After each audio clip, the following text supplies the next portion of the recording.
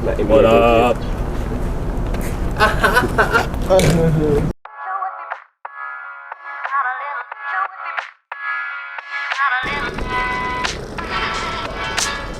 Our preparation is usually pretty consistent.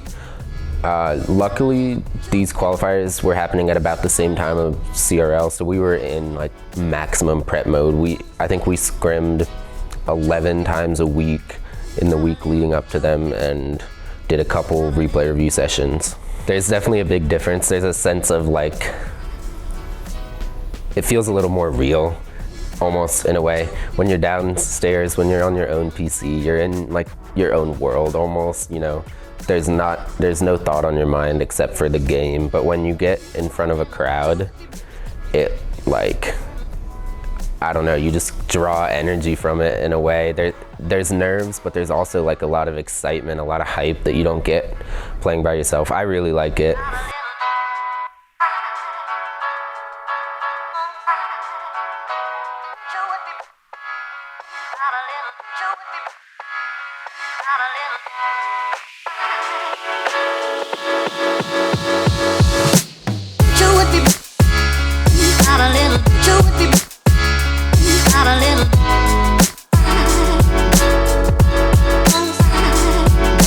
So the only two other LAN events I've been to is obviously Call of Duty and then Smash Brothers, one of which has not been a collegiate LAN. The only LANs previously was a AGN in Charlotte and then a BGX tournament in Beckley. So this is completely different. This is the first like collegiate environment that we've been in, besides like going to Mars Hill and like just being in their facility, whereas this is like a true LAN setup with a main stage. It's cool to see other people's setups in comparison to what we have at Concord, and it's really cool to see, and we can't wait to get started here in a few minutes. So it's weird being on the back end now, because if this was a COD LAN, I'd definitely have the itch to play still, but I'm just very happy and excited to be here to be able to help the guys perform at their best and to make sure that they're ready to put Concord on the map. So what's tried and true for every game is communications, and that's very important even for Call of Duty. It's one of the most important aspects of it. So that's just my philosophy going into this. I can't help them within the game, but I can help them with their comms, their mentals, the way they go into the tournaments. And I think that's the biggest aspect, is to always bring the passion and to make sure that they're ready to play it at any given time. Playing bang. I'm here. Quite good. Let's go! God, we are actually the worst team ever. Why are we like this? Again, it's not really weird until you get to that last group. Yeah, the Concord University was definitely the upset of the LAN. Yeah. Definitely not something that I think a lot of people were expecting. The other names, though, you know, very familiar with. NKU, King University, and UK Blue all making it to that day 2 along with Concord. We will say goodbye to Alabama, Huntsville, and Tennessee, though, as they were, I personally thought that both of them had a very solid shot of making it as well. So honestly, after the first game when we got 3-0'd, we knew we could have played better. Overall, it wasn't what we expected. We just overall knew we could have done better, which is why when we went to lunch, got some good food in us, got some good conversations going about what we should have done better. Went into game 2 around 2 o'clock against UTK. Game 1, they got the better of us. We played a lot better though.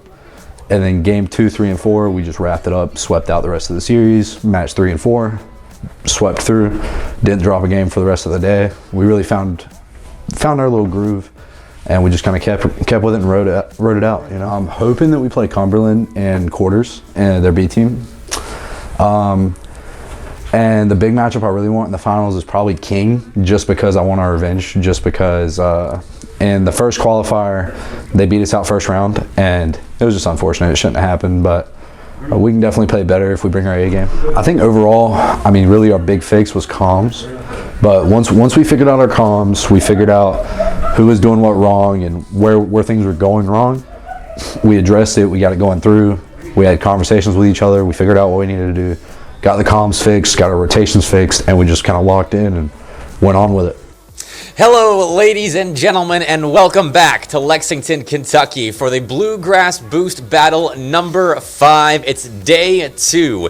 We have narrowed down 20 teams to just 12, and with each passing hour, that number gets even slimmer. Day 2 was so less stressful because after day 1, when we had lost map 1, and then we just completely dominated 2, 3, and 4, it really felt like we were in our groove, and that showed in the first match of day 2. But spirits were high. It was a great day. Breakfast was fantastic. Everybody was just vibing. It was great. ET trying to find something. It looks like he will off of the side. ET going 2 for 2 this game with an incredible pass to himself. Wow, that's beautiful. I just in awe of that one, and it makes me thankful for the replay system in Rocket League. Our players thrived and did well when there was pressure on themselves, but I mean, they still had fun. Like, games are fun. People forget that too often. I think we exceeded our expectations. There was a lot of pressure going into this internally. Externally, the pressure wasn't there. We're a relative unknown quantity. I believe that the other players on the other teams might personally know or have play experience with players that play for Concord, but we didn't have the external pressure. I think that put a lot more internal pressure because we really wanted to do well and we want people to know who we are.